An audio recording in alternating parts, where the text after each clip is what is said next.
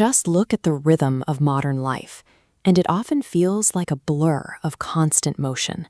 We live hyper-scheduled days, racing from one obligation to the next. To survive this pace, we tell ourselves a very comforting lie, that we have an endless supply of tomorrows waiting for us.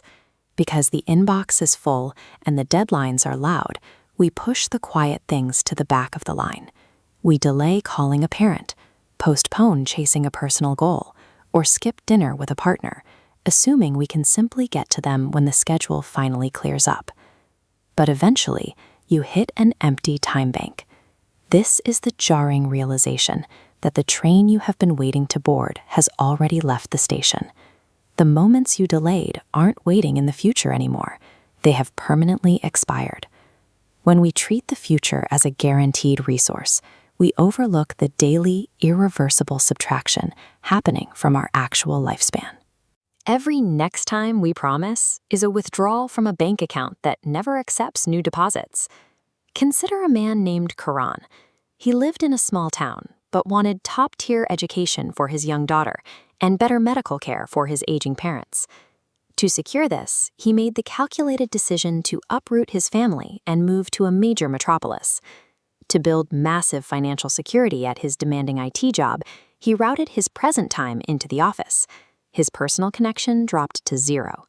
He rationalized this, trusting accumulated wealth would eventually loop back to refill his personal life, buying future freedom. Karan had built a high-performance engine to protect his family, but the fuel it required was his own presence. By the time the engine was running, the man his family needed was no longer in the room. Over time, that temporary phase became the permanent routine. While Karan was pulling all-nighters to finalize corporate reports and traveling across borders, he missed his daughter's first steps. He missed her first school play. His daughter would spend evenings stationed by the living room window, holding up small crayon drawings she had made for him, and night after night, the driveway remained empty. This pattern of delay soon bled into his extended family. Karan knew his aging father required regular health checkups, but his calendar was choked with meetings. Those medical appointments were continually pushed to the next month, and then the month after that. The math finally caught up with him during a business trip to a neighboring country. His father passed away abruptly in the middle of the night. Trapped across a border by his own itinerary, Karan missed the funeral entirely.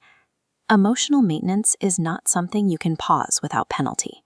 When you delay showing up for the people you love, those deferrals compound into unrecoverable debts, eventually bankrupting the very relationships you set out to protect.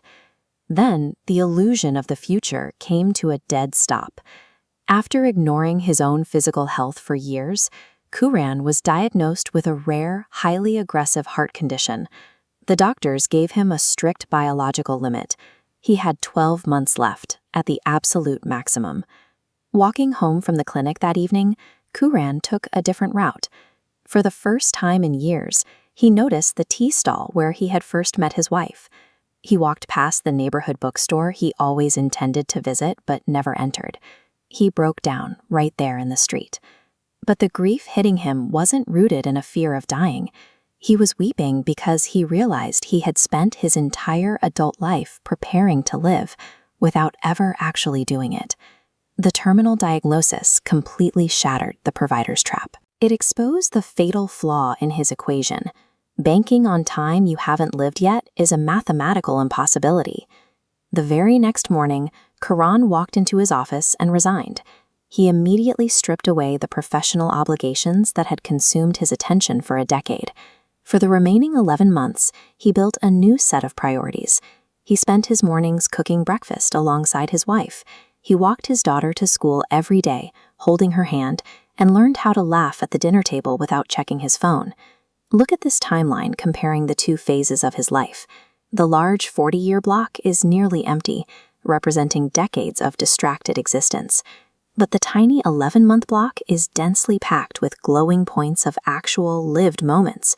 By severely constraining his timeline, he ironically generated a massive surplus in the currency of presence. He discovered that genuine fulfillment doesn't require decades. It requires reallocating your absolute most valuable resource, your daily attention, away from future anxieties and strictly into the current moment. Quran left a final letter for his family that centered on one observation: we squander our time the moment we assume it is unlimited. You do not need a terminal diagnosis to apply this logic. You can drive hard toward your career goals and still protect your daily human connections. The two are not mutually exclusive if you actively manage your boundaries. Look at your own schedule. Identify exactly who you have been putting on hold. Set a hard stop for your workday tonight and send that text or make that phone call right now. Life demands immediate, imperfect action. Stop waiting for the schedule to clear, because this exact moment is the only guaranteed timeline you will ever possess.